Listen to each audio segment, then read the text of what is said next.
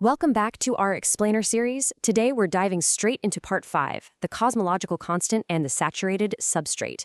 We are tackling what is, honestly, the single most embarrassing discrepancy in all of modern physics. Seriously. We're talking about the cosmological constant problem, which you might know as the vacuum energy catastrophe. For decades, the absolute greatest minds have struggled to reconcile the smooth, continuous mathematics of quantum field theory with the actual observed reality of our universe. It just hasn't worked. But recently, a radical new paradigm called unified dynamics, which is built entirely on discrete combinatorics and geometric substrates, has offered a stunning resolution. So today, we're going to unpack exactly how replacing a continuous universe with a discrete computable network might just solve the biggest mystery in science. Let's get into it. So before we look at the fix, we really need to wrap our heads around the sheer, mind-numbing scale of the problem here. 10 to the power of 120. That number isn't just big, it is arguably the worst prediction in the history of science, period. When physicists use standard quantum field theory to calculate the vacuum energy density, the baseline energy of empty space, the result they get is unimaginably huge. It's the Planck energy density. But when astronomers actually measure the expansion of the universe to find the real vacuum energy, it is tiny. The theoretical prediction is wrong by a factor of 10 to the 120th power. To put that completely absurd number into perspective, there are only about 10 to the power of 82 atoms in the entire observable universe. So you gotta ask yourself, how did we actually get here? How could continuous quantum field theory, backed by some of the absolute smartest physicists in the world, be off by 120 orders of magnitude? Think of this like a cosmic crime scene that needs immediate investigating. Our current theories, general relativity and quantum field theory, are incredibly successful in their own lanes, right?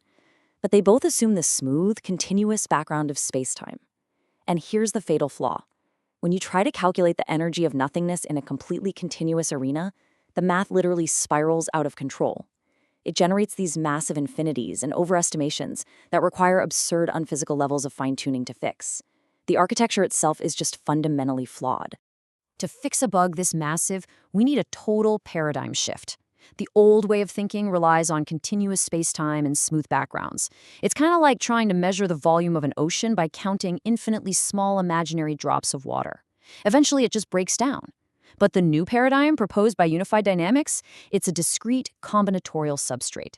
Instead of a smooth void, space itself is built from a finite discrete network.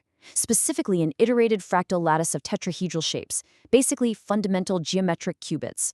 Reality isn't smooth, guys, it's pixelated at the deepest possible level. Now, under this new framework, what we're looking at is a mathematically closed, information-preserving architecture. We're not just, throwing in new hypothetical particles or hacking the equations to force the math to work. Instead, space-time, dark matter, and dark energy all naturally emerge from the spectral properties of this underlying geometric substrate. The operator content of these fields encodes all the gauge, matter, and gravitational degrees of freedom without ever relying on a continuous background. It's a completely self-contained, closed loop of information. All right, so how does this rigid structure actually generate the dark energy we see? Well, it happens mechanically. First step, the very early universe cools down below a critical temperature. Second step, a structural shift hits, a Z2 framing phase transition. Think of this sort of like water freezing into ice. The molecules have to align. Step 3, as this alignment cascades across the network, some regions just don't match up perfectly. They get stuck pointing the wrong way. These are called framing defects, and because they fail to annihilate, they become permanently trapped in the 3D geometric network. Finally, step 4. These trapped defects act like microscopic bubbles of physical stress permanently frozen into the fabric of reality. The collective residual energy of all these tiny trapped framing defects, that manifests as the dark energy driving the accelerated expansion of our universe. Now you're probably thinking, wait a second, if these trapped framing defects are literally everywhere, wouldn't their energy still be completely massive? Well, enter the mathematical hero of our story, Banach screening. Think of this like noise-canceling headphones for the fabric of reality. In standard physics, bridging that massive scale gap requires taking arbitrary numbers and manually curve-fitting them to match observations, which is a practice physicists absolutely hate. Banach screening, though, is a geometric suppression mechanism. Because the universe is an iterated fractal lattice, the billions of tiny quantum degrees of freedom interact and create massive destructive interference. The energy essentially cancels itself out geometrically, mathematically taming that huge vacuum energy estimate back down to reality entirely naturally. The absolute key to all of this boils down to 3 words: zero free parameters. In theoretical physics, a free parameter is basically a dial you have to manually turn to make your math fit the universe, because your theory can't actually predict it. Well, this discrete substrate model has 0. It bridges the massive 10 to the 46th power scale suppression gap between matter and gravity without a single arbitrary tweak.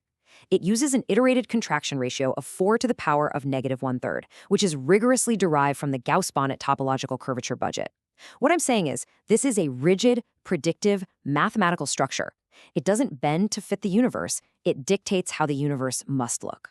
Now here's where it gets wild.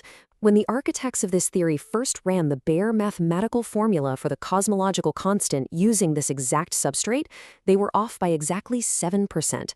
This is known as the 7% scaling law. In the old continuous paradigm, being off by 120 orders of magnitude was a total catastrophe. But here, in this discrete paradigm, spanning 120 orders of magnitude with 0 free parameters and landing only 7% away is a staggering triumph. And crucially, that 7% isn't some simulation error or a mistake. It's actually the structural fingerprint of the fundamental combinatorial deficit, the geometric overhang that dictated the precise mathematical level where the Big Bang had to occur. When you actually run the numbers side by side, the result is just stunning. We've got the observed bound of the cosmological constant from our absolute best astronomical data. Then we have that bare formula we just talked about, giving us that 7.11% error. But remember, that bare formula was a simplified calculation.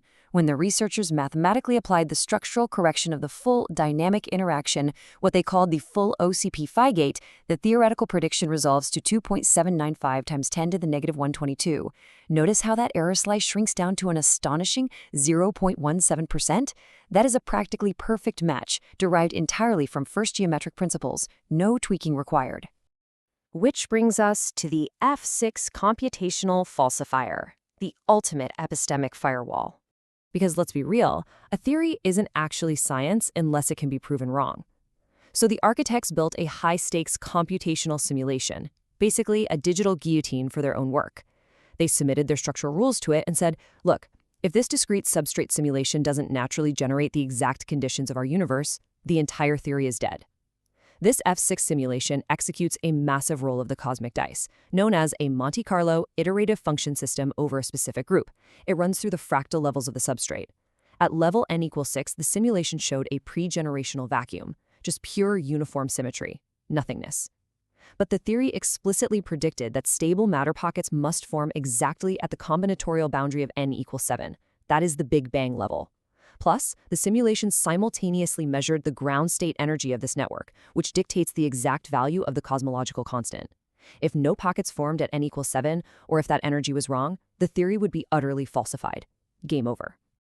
So they ran it. The F6 production suite executed a staggering 9.76 million samples across 5 distinct simulation protocols.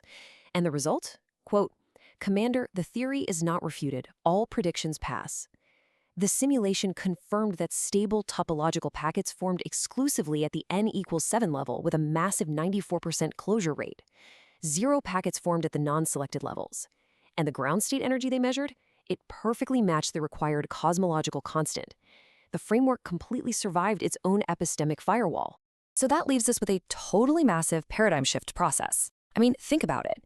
If a discrete computable network, one with absolutely 0 free parameters, built purely on geometric combinatorics, can elegantly solve the greatest numerical catastrophe in the history of physics, what does that mean for the future? We have spent well over a century relying on continuous mathematics to describe spacetime.